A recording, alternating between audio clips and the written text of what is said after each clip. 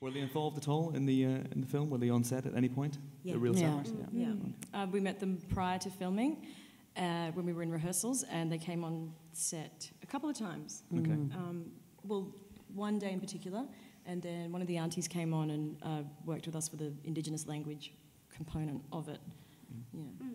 And Chris, was there a real-life counterpart for your character? Because I know Dave was Australian in the original play, but... The impression that I get is that he's kind of an accumulation of a few different people. I know that there was an Irish uncle as well, I think that is still in the film, that the character was probably drawn from, but I don't think it was anybody necessarily very specific. Okay, fair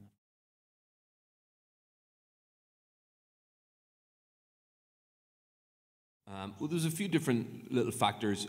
I loved the world, and I felt like I didn't know anything about it.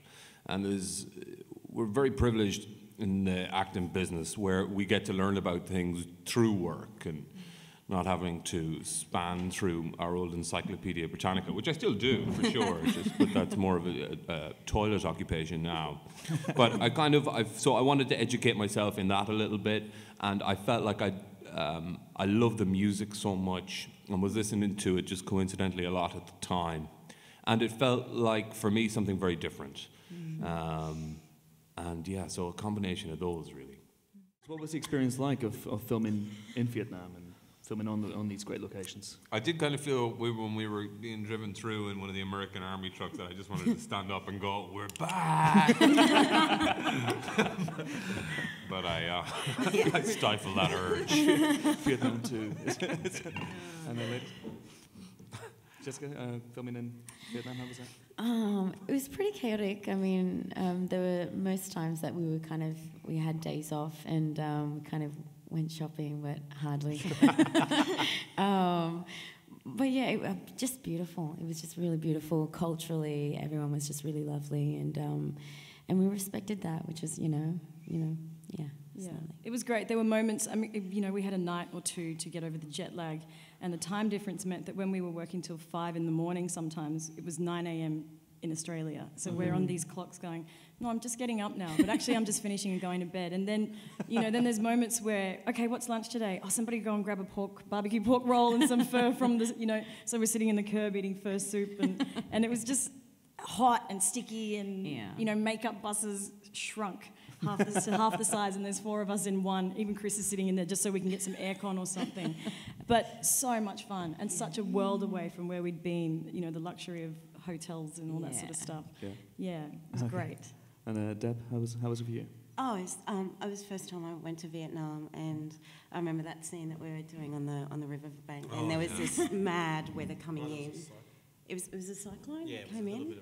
Yeah, so we were on the riverbank and trying to get this massive scene in the can, and we just had to stop and start, because the weather was coming in sideways to us.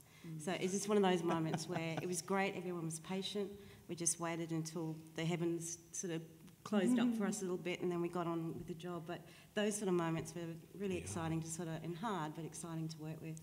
But am I right in saying, is this the first time Vietnam opened its door? Yeah, it was the first Western film for about 10 to 12 years that we shot over there. So, it was great. No, it was an experience. It wasn't just, we're relaxed. It was great. It was brilliant. And they just welcomed us with open arms. And it wasn't a cyclone, Deb. I think it was a tropical storm. So, right. Yeah. The stories are coming out like the fish was that big. It was a tropical storm, not a cyclone. It was category 6. Yeah, just had to be detailed.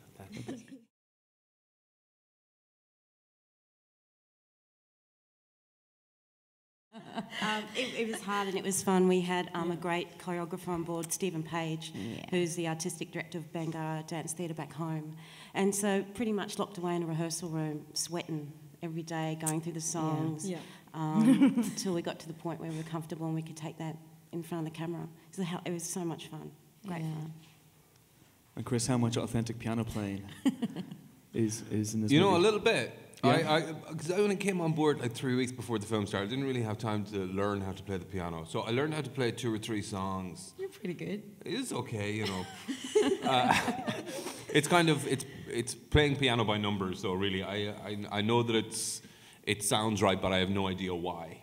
Can we expect a Chris O'Dowd Boogie Woogie album for Christmas, maybe? Boogie Woogie Dowdy Bowdy, yeah.